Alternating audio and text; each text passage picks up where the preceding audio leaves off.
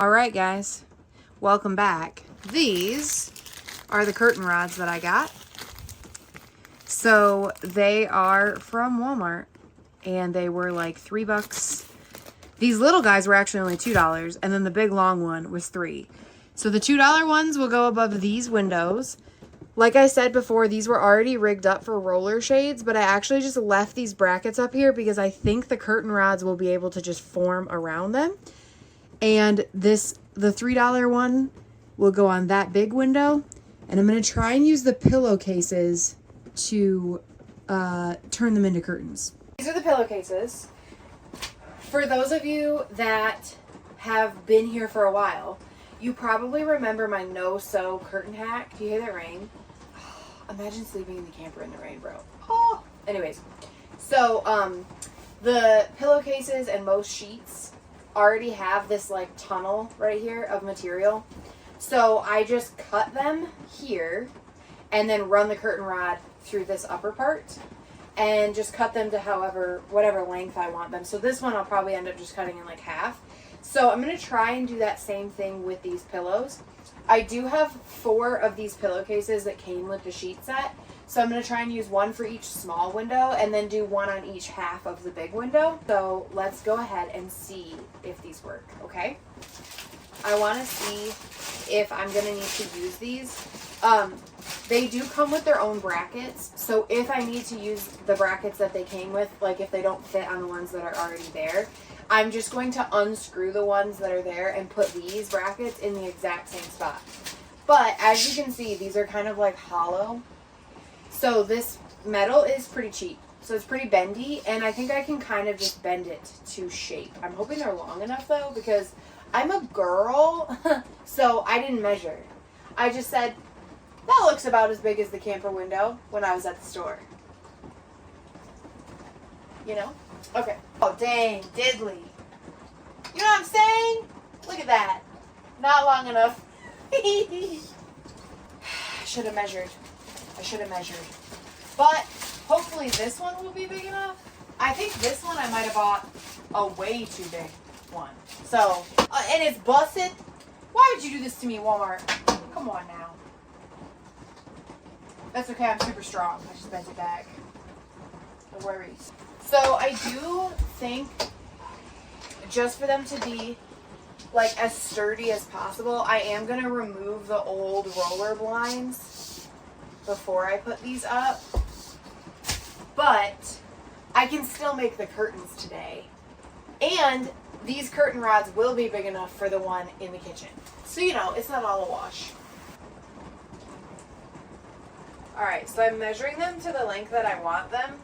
The thing I love about the plaid is the lines. So I'm actually going to cut it just below this black line here. So now it looks like this. And I measured it with the top where that little pocket is, okay? So now I'm going to go to one of the seams, it really doesn't matter which one, and cut down it.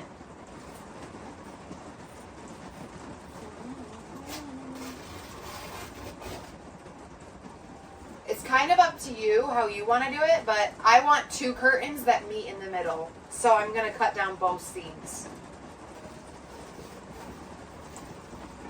Alright, so from the back it looks like this, but from the front it looks like this. And I'm going to put my curtain rod through there.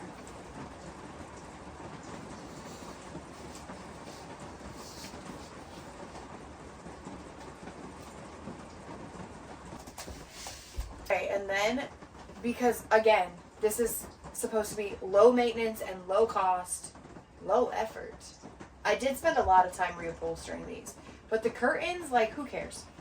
So for this, I'm literally going to cut a hole in this end of the curtain and in this end of the curtain, but I'm just going to run 2 pillowcases over it, okay? Because I don't need to be doing too much. So I'm going to put these exactly where the one that I just took down was and see how this looks. It's either going to be really good or really bad. So learn from my mistakes here, and if you're going to do this, get a power drill. I'm officially the girl with the strongest forearms in the world and can compete in the Olympics because for some reason I decided to do this by hand when my husband has at least 3 power drills I could have used. However, it did work. A curtain rod for $3. This is like on an angle. So I actually don't need to make the curtain the whole length. I'm going to make it just long enough to float above this. And then I will have like little pullback straps, which I'll also make out of the flannel, or maybe black straps just to give it like a little difference in color. But yeah, I'm just going to hang this for now to kind of get a feeling for what it will look like. Because I think these are actually already the decent length. Like I don't really need to cut them. So this worked out perfectly because I literally just slid the pillowcase onto the rod and it was exactly what I needed. But if I have 2 of them, I think it will look cuter because I can like bunch it up, you know, and then you got to see the vision. You got to see the vision. So the results of this really were surprising to me. I feel like I can't even say I made these curtains because they turned out so well with so little effort.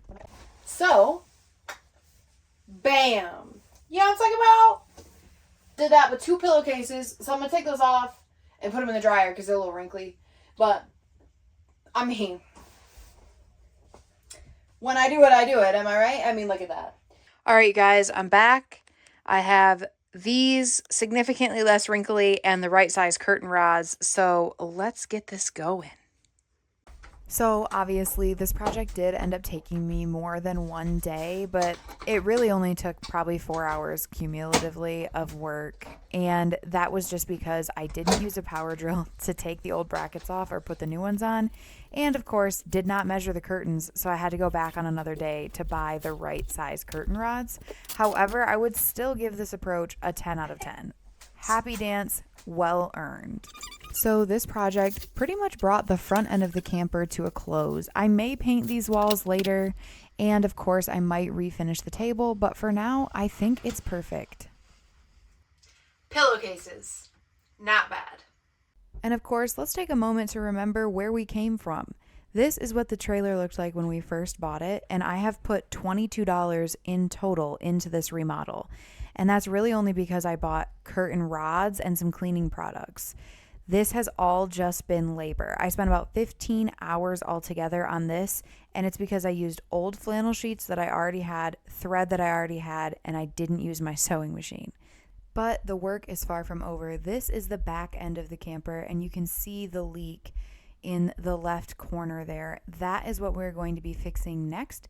But as you know, this is a budget project, so make sure you stick around to see how we do it on the cheap. As always, thank you for joining us here on the homestead, and please make sure to like and subscribe so you don't miss a thing. See ya!